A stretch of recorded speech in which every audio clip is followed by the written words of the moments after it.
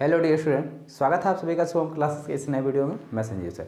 Student, आज से आपका अनसॉल्व पेपर सॉल्व करना हम शुरू कर दिए हैं, जहां पे हम सबसे पहले 2020 का जो है सेट नंबर आप मिला लीजिएगा 346 XV है। तो आपके पास किसी भी प्रकाशन का अगर अनसॉल्व होगा, अग्रवाल का या किसी भी, ज़्यादातर मार्केट में अग्रवाल का ही अनसॉल्व जो है अवेलेबल है, तो आप वहाँ पे जो है सेट नंबर मैच कर लीजिएगा कि कौन सा सेट जो है हम सॉल्व कर रहे हैं। ओके स्टूडेंट, तो यहाँ पे किसी हो सकता है कि अलग अलग प्रकाशन में यही सेट जो है सेट नंबर, किसी में सेट नंबर 1 हो तो किसी में सेट नंबर 3 होगा, किसी में 4 होगा, ठीक है ऐसे। लेकिन आप सेट के नाम से जो है मिला लीजिएगा कि कौन सा सेट इस समय जो है सॉल्व करवा रहे हैं। तो इस समय जो सेट हम स्टार्ट किए हुए हैं ये है आपका 346 XV, ठीक है। शायद ये जो है वाराणसी जिले का जो है पेपर है। हालांकि बनारस में भी कई सारे सेट जो है चल रहे थे कि कौन। तो चलिए देखिए, बहुत ध्यान से देखिएगा, क्योंकि अनसॉल्व पेपर सॉल्व करने का मतलब है कि आपने पूरा सिलेबस पढ़ लिया है, ठीक है। हालांकि अभी आपने पूरा सिलेबस नहीं पढ़ा है, चैप्टर नंबर 14 आपका बचा हुआ है। फिर भी चैप्टर नंबर 14 का जहाँ जहाँ भी क्वेश्चन दिखेगा, चैप्टर नंबर 14 के क्वेश्चन को थोड़ा सा साइड करते हुए बाकी जितने भी चैप्टर के क्वेश्चन हैं A to Z सॉल्व किए जाएंगे। तो यहाँ पे जो भी है, ठीक है, जो भी सेट हम स्टार्ट करेंगे उस सेट को पूरा सॉल्व करेंगे, ठीक है। ऐसा नहीं है कि विस्तृत बता देंगे या न्यूमेरिकल बता देंगे, बाकी 1 नंबर 2 नंबर 3 नंबर वाले क्वेश्चन छोड़ देंगे। नहीं, कोई भी क्वेश्चन नहीं छोड़ेंगे, आप पूरा का पूरा क्वेश्चन जो है आपको सॉल्व करवाएंगे। तो चलिए इस सेट को स्टार्ट करते हैं, सेक्शन V से स्टार्ट करते हैं, ठीक है, यानी कि क्वेश्चन नंबर 2 से। सबसे पहले आपका बहुविकल्पीय प्रश्न है, तो बहुविकल्पीय जो है आप लोग जो है कर लेंगे, और नहीं कर पाएंगे तो नीचे कमेंट बॉक्स में कमेंट कर दीजिएगा। अगले लेक्चर में हम बहुविकल्पीय भी बता देंगे, ठीक है। तो सबसे पहले आप लोग बहुविकल्पीय जो है खुद ट्राई कीजिएगा, अगर नहीं हो पाता तो हमें बताइएगा। चलिए देखिए, दूसरे क्वेश्चन है कि एक बंद पृष्ठ में, ठीक है, एक बंद पृष्ठ के भीतर n वैद्युत द्विध्रुव रखे गए हैं। ध्यान से समझिएगा, क्वेश्चन भले ही एक नंबर के हैं लेकिन काफ़ी ज़्यादा कॉन्सेप्ट वाले क्वेश्चन हैं। एक बंद पृष्ठ के भीतर n वैद्युत द्विध्रुव रखे गए हैं, बंद पृष्ठ से निर्गत कुल वैद्युत फ्लक्स कितना होगा। 1 नंबर का क्वेश्चन है। जैसे मान लीजिए ये हमारा कोई क्या है, बंद पृष्ठ है, इसके भीतर कितने वैद्युत द्विध्रुव रखे हुए हैं, n। एक ये वैद्युत द्विध्रुव रखा हुआ है प्लस Q माइनस Q, एक ये वैद्युत द्विध्रुव रखा हुआ है प्लस Q माइनस Q, एक ये वैद्युत द्विध्रुव रखा हुआ है माइनस Q प्लस Q, ऐसे डॉट डॉट कितने हैं, n वैद्युत द्विध्रुव आपके रखे गए हैं प्लस Q माइनस Q। तो वैद्युत फ्लक्स पूछ रहा है, तो वैद्युत फ्लक्स की परिभाषा क्या होती है, किसी भी बंद पृष्ठ से गुजरने वाले कुल वैद्युत बल रेखाओं की संख्या क्या कहलाती है, वैद्युत फ्लक्स कहलाती है। या अगर गॉस के नियम के अकॉर्डिंग आप जाएं तो वैद्युत फ्लक्स फाई बराबर क्या होता है, कुल आवेश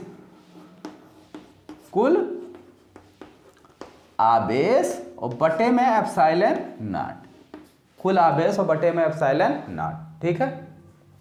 यहाँ पे n द्विध्रुव रखे हुए हैं।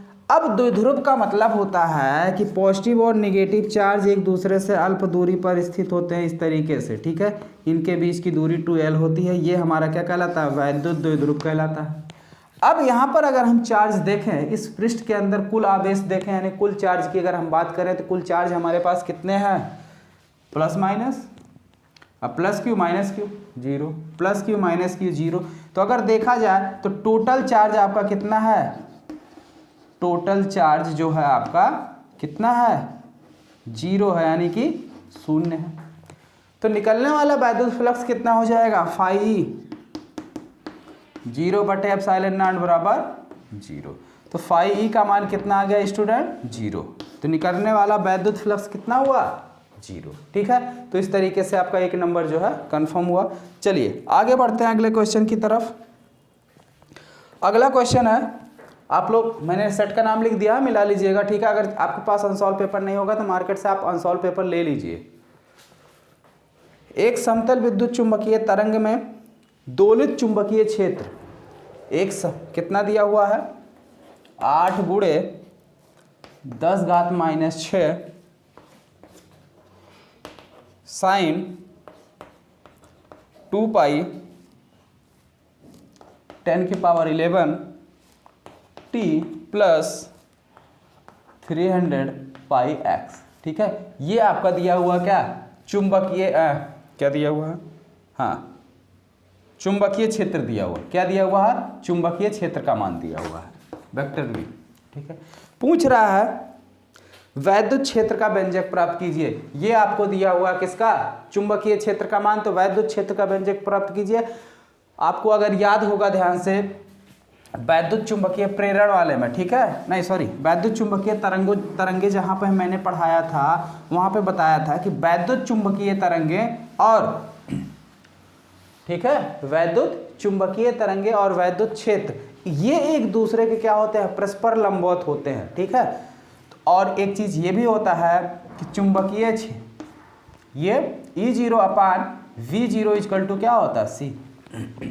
यानी वैद्युत क्षेत्र का अधिकतम मान और चुंबकीय क्षेत्र के अधिकतम मान के अनुपात को हम क्या कहते हैं, C कहते हैं। और C क्या, प्रकाश की चाल है। यहाँ पे हमें निकालना क्या है, E0 कैलकुलेट करना। किसका मान कैलकुलेट करना, E का मान कैलकुलेट करना। किसका मान कैलकुलेट करना है, E का। ठीक है, देखिए सारी इक्वेशन वही होती है, सारी की सारी इक्वेशन क्या होती है, यही होती है। अगर यहाँ पे आप E लिखेंगे, ये अगर इसको कंपेयर करो, ठीक है, इक्वेशन अगर आपको देखो तो ये क्या हो जाएगा, vector v equal to B0 sine something, ये जो चीज़ लिखा है उसको ऐसे ही रहने दो। ठीक है, और यही जब आप क्या करोगे, चुंबकीय सॉरी वैद्युत क्षेत्र के लिए लिखोगे तो V0 की जगह E0 हो जाएगा। ठीक है, तो हमें क्या चाहिए, केवल E0 का मान निकाल के यहाँ रख दो, बाकी इक्वेशन वही रहने दो। ठीक है, आपके आ जाएगा वैद्युत क्षेत्र का मान। तो चलिए V0 का मान कितना है, यहाँ कंपेयर करो तो V0 इक्वल टू कितना मिला है, 8 × 10⁻⁻⁶।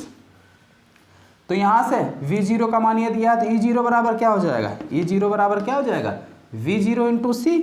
तो इसमें C से गुणा कर दो, 3 × 10⁸ और गुणे 8 × 10⁻⁻6। तो E0 इक्वल टू कितना हो जाएगा, 8 × 3 = 24 गुणे 10⁻²।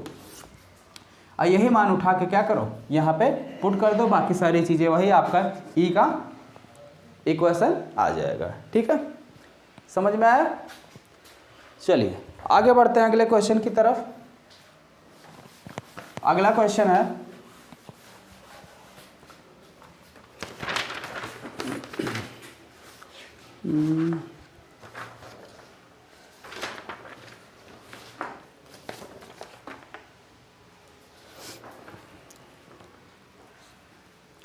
ठीक, एक किरण, ठीक है, एक किरण निर्वात से म्यू अपवर्तनांक वाले माध्यम से गुजरती है, यानी अपवर्तनांक कितना है उसका, अपवर्तनांक n बराबर कितना दिया है, म्यू। ठीक है, यदि आपतन कोण अपवर्तन कोण का 2 गुना कर दिया जाए, आपतन कोण यानी I का मान कितना कर दिया जाए, 2 × R। अपवर्तन कोण क्या होता है, R, इसका क्या किया जाए, 2 गुना कर दिया जाए, तो आपतन कोण का मान कितना होगा, यानी I की वैल्यू निकालनी है। ठीक है, I की वैल्यू निकालनी है। चलिए देखिए कैसे निकलेगा, बहुत ही सिंपल है। हालांकि मैक्सिमम बच्चे आप लोग निकाल भी ले रहे होंगे। ठीक है, आधे से ज़्यादा लोग को तो पता ही होगा क्या होता है, अपवर्तनांक n बराबर होता है साइन I बटे साइन R, साइन I बटे साइन R। अपवर्तनांक n की जगह क्या दिया, म्यू दिया हुआ, mu equal to sine I बटे sign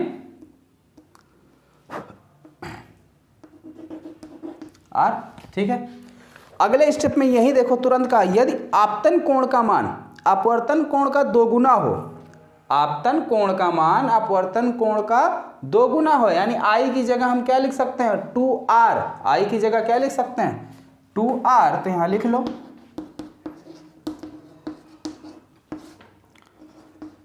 sign R, 2 cos, open कर दो, 2 साइन R cos R बटे साइन R। तो साइन से साइन कैंसिल हो गया, बचा क्या, mu equal to 2 cos R, 2 cos R। ठीक है, तो cos R इक्वल टू क्या हो जाएगा, μ/2 और R equal to cos inverse μ/2। ठीक है, तो ये R की वैल्यू आई, लेकिन हमें से पूछा है आपतन कोण का मान, वैल्यू यहाँ उठा के रख दो, तो आपतन कोण I का मान 2 इंटू, ठीक है, कितना कॉस इनवर्स म्यू बाई 2, ठीक है, ये हमारा आंसर हुआ। क्लियर हो गया? चलिए आगे बढ़ते हैं, अगला क्वेश्चन देखते हैं। अगला क्वेश्चन है, एक परिपथ दिया हुआ, तो सबसे पहले तो हम परिपथ बना लेते हैं, ठीक है। क्या दिया हुआ है,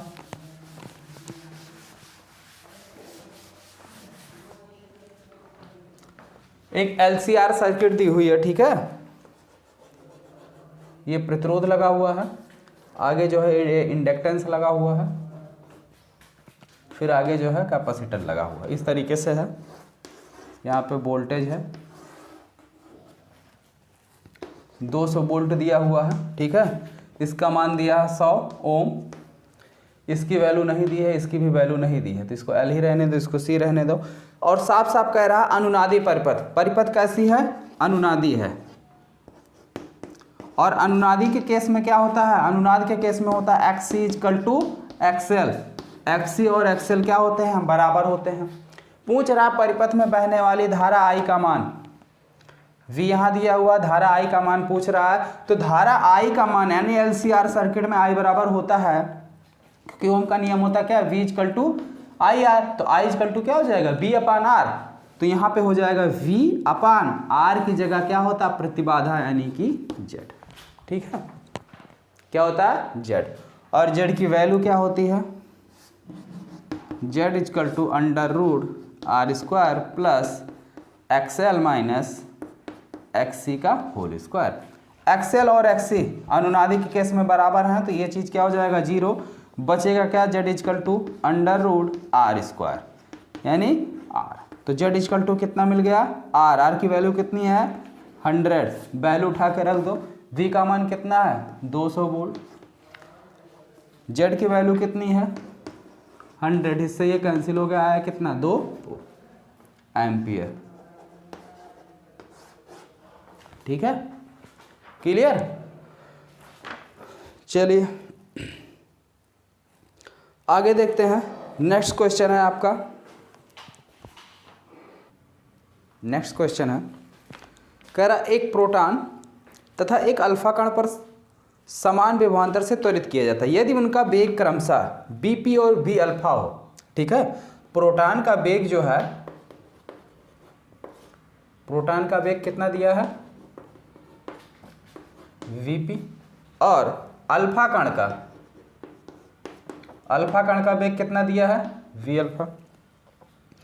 कह रहा है यदि उनको एक समान विभवांतर से त्वरित किया जाता है यानी कि एक्सेलरेट किया जाता है, तो Bp और V अल्फा में क्या संबंध है। तो किसी भी पार्टिकल को अगर हम त्वरित करते हैं, एक्सेलरेट करते हैं किसी भी विभवांतर से, तो उसकी जो काइनेटिक एनर्जी है उसी रेशियो में बढ़ती है। तो मान लेते हैं प्रोटॉन का द्रव्यमान कितना है mp, और अल्फा कण का द्रव्यमान कितना मान लेते हैं m अल्फा, ठीक है। तो जब प्रोटॉन को हम मान लो इसको और इसको दोनों को किस वेलोसिटी से कितने वोल्ट से त्वरित किया जा रहा, v वोल्ट के विभवांतर से त्वरित किया जा रहा है v से, तो जब इससे त्वरित किया जाएगा तो इसकी गतिज ऊर्जा कितनी हो जाएगी, half m p v p square, ठीक है। इसकी वेलोसिटी कितनी है v, ये इस इक्वल किसके हो जाएगा e v के, e v के, जहां पे e क्या है इलेक्ट्रॉन है, और v जो है जिस वोल्ट से हम क्या कर रहे हैं त्वरित कर रहे हैं, ठीक है। अगर देखा जाए तो प्रोटॉन और अल्फा कण, ठीक है, दोनों पर इलेक्ट्रॉन बराबर ही होते हैं। ये हो गया आपका क्वेश्चन नंबर 1। आ जाइए इस पे अल्फा कण वाले पे, तो इसका कितना वेलोसिटी हो जाएगा m अल्फा v अल्फा का whole square equal to e v। Equation number 2, 1 और 2 से हमको क्या देखने को मिल रहा है कि इसका राइट हैंड साइड बराबर है, तो लेफ्ट हैंड साइड अपने आप बराबर हो जाएगा, यानी कि half m alpha v alpha square equal to half m b m p v p का स्क्वायर, ठीक है। इससे ये कैंसिल हो गया, आया कितना m alpha b alpha square equal to m p b p square, p को इधर ले आओ m को उधर कर दो, तो v अल्फा स्क्वायर बटे b p square equal to m p बटे m अल्फा ठीक है, MP बटे M अल्फा, या इसको ऐसे लिख सकते हो, इधर स्क्वायर है, दूसरी साइड जाएगा अंडर रूट हो जाएगा, B alpha upon BP equal to MP upon M alpha. ठीक है, ये दोनों का क्या है, रिलेशन है। क्लियर हुआ? चलिए आगे बढ़ते हैं, देखते हैं अगला क्वेश्चन क्या है। अगला क्वेश्चन जो है आपका सेक्शन सी का है, 2 नंबर वाले क्वेश्चन है। ठीक है, 1 नंबर वाले क्वेश्चन आपके खत्म हुए, अब चलिए 2 नंबर वाले क्वेश्चन की तरफ बढ़ते हैं। तो 2 नंबर वाले क्वेश्चन को देखने के बाद फिर बढ़ेंगे 3 नंबर। हालांकि 3 नंबर और 5 नंबर वाले क्वेश्चन इस सेट के यानी कि सेट 346 XB के आपको करवाए जा चुके हैं। अगर आपको नहीं याद है तो प्लेलिस्ट में ज़्यादा पुराने नहीं, 10 करीब मान चलिए 15-20 दिन पुराना वीडियो आप देखेंगे तो वहाँ पे जो है ये सेट आपको सॉल्व करवाया गया है। ठीक है, ये सेट आपको क्या किया गया है, सॉल्व करवाया गया है। तो लॉन्ग क्वेश्चन जो भी अगर आपको कोई डाउट हो तो वो आप नीचे कमेंट बॉक्स में कमेंट कर देना, उसको दोबारा बता दिया जाएगा। ठीक है, तो चलिए 2 नंबर वाले बचे हैं, 2 नंबर वाले क्वेश्चन को भी देख लिया जाए। पहला क्वेश्चन है, लेंज का नियम क्या है, लेंज के नियम को समझाइए। अब लेंज का नियम क्या है, ठीक है, इसको समझाना है। लेंज का नियम क्या है, यदि हम किसी परिपथ में, ध्यान से समझो, लेंज का नियम, लेंज का नियम क्या कहता है, यदि हम किसी परिपथ में, ठीक है, विद्युत धारा प्रवाहित करते हैं या धारा के मान में परिवर्तन करते हैं, तो धारा के मान में परिवर्तन करने से उस परिपथ में एक प्रेरित विद्युत वाहक बल उत्पन्न होता है, जिसकी दिशा सदैव धारा परिवर्तन की क्या करती है, जो प्रेरित विद्युत वाहक बल उत्पन्न हो रहा है वो सदैव यानी कि हमेशा धारा परिवर्तन का क्या करता है, विरोध करता है, या धारा के अपोजिट दिशा में होता है। ठीक है, जिसे हम लेंज का नियम कहते हैं। फिर से समझो क्या है, यदि हम किसी परिपथ में विद्युत धारा प्रवाहित करते हैं या धारा के मान में परिवर्तन करते हैं तो उस परिपथ में एक प्रेरित विद्युत वाहक बल उत्पन्न होता है, जिसकी दिशा सदैव धारा परिवर्तन की क्या करती है, विरोध करता है। यानी जो उत्पन्न प्रेरित विद्युत वाहक बल है वो हर वक्त यानी कि हमेशा जिसके कारण उत्पन्न हो रहा है उसी का विरोध करता है। यही जो है लेंज का नियम है। ठीक है, और ये जो है ऊर्जा संरक्षण पर आधारित है। ठीक है, अगला क्वेश्चन है, पोलोराइड से समतल ध्रुवित प्रकाश का संसूचन कैसे करेंगे। हालांकि इस बार पोलराइजेशन का टॉपिक आपके बोर्ड एग्जाम के सिलेबस से हटा दिया गया है, तो इस क्वेश्चन को हमें नहीं पढ़ना है। आगे देखते हैं, नेत्र का दूरदृष्टि दोष क्या है, इसका निवारण कैसे किया जा सकता है। ठीक है, तो नेत्र का दूरदृष्टि दोष, ये तो भाई कक्षा 10 वाले से पूछोगे वो भी बता देंगे। तो आप सभी लोग नीचे कमेंट बॉक्स में कमेंट करके बताइए कि दूरदृष्टि दोष का निवारण कैसे किया जा सकता है। कौन सा लेंस लगा के, आप उत्तल लेंस लगाएंगे या अवतल लेंस लगाएंगे।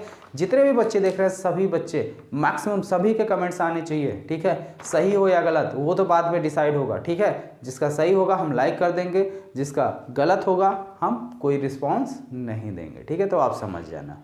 ओके स्टूडेंट, तो इस क्वेश्चन का जवाब सभी लोग नीचे कमेंट बॉक्स में कमेंट करके दीजिए। इसे मैं अथवा करके दिया हुआ है, गॉस के नियम के सहायता से, गॉस के नियम की सहायता से बिंदु आवेश के कारण किसी बिंदु पर वैद्युत क्षेत्र की तीव्रता का व्यंजक प्राप्त कीजिए। मान लेते हैं ये कोई हमारा बिंदु आवेश है Q। ठीक है, इससे r दूरी पर स्थित कोई पॉइंट P है, जहां पे हमें क्या करना है, वैद्युत क्षेत्र की तीव्रता निकालनी, वो भी गॉस के नियम से। तो इस बिंदु को ऐसा हम एक गॉसियन पृष्ठ खींचते हैं जो इस बिंदु से होकर क्या होता है, गुजरता हो। ये हमने एक गॉसियन पृष्ठ खींच लिया। ठीक है, इस बिंदु पर हम एक सूक्ष्म क्षेत्रफल ले लेते हैं dA, और इसका क्षेत्रफल वेक्टर इधर कार्य कर रहा है। इस चार्ज के कारण इस बिंदु पर क्या होगी, वैद्युत क्षेत्र कुछ होगा, या मान लीजिए जाने दीजिए कोई वैद्युत क्षेत्र नहीं है, कोई दिक्कत नहीं है। ठीक है, यहां पे देखो क्या है, बिंदु आवेश है, तो इससे क्या हो जाएंगे, वैद्युत बल रेखाएं निकलेंगी सभी संभव दिशाओं में। सभी संभव दिशाओं में क्या हो जाएंगे, वैद्युत बल रेखाएं निकलेंगी। और जब वैद्युत बल रेखाएं निकलेंगी तो कितनी हो जाएंगी, सभी संभव। तो इस सूक्ष्म क्षेत्रफल से निकलने वाले वैद्युत बल रेखाओं की संख्या यानी कि वैद्युत फ्लक्स कितना हो जाएगा, E cos theta. cos theta क्या है, ये क्षेत्रफल वेक्टर और वैद्युत क्षेत्र E की, मान लो वैद्युत क्षेत्र इधर E होगा। ठीक है, तो इसके बीच का कोण है, इनके बीच का कोण कितना दिया 0 डिग्री, cos 0 की वैल्यू 1 हो जाएगी, तो फाई ई इक्वल टू कितना हो जाएगा ई डी ए। ठीक है, ये तो हो गया सूक्ष्म क्षेत्रफल से गुजरने वाला वैद्युत फ्लक्स। संपूर्ण गॉसियन पृष्ठ से, संपूर्ण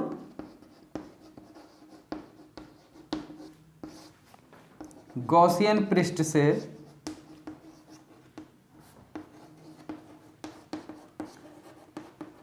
गुजरने वाला वैद्युत फ्लक्स कितना हो जाएगा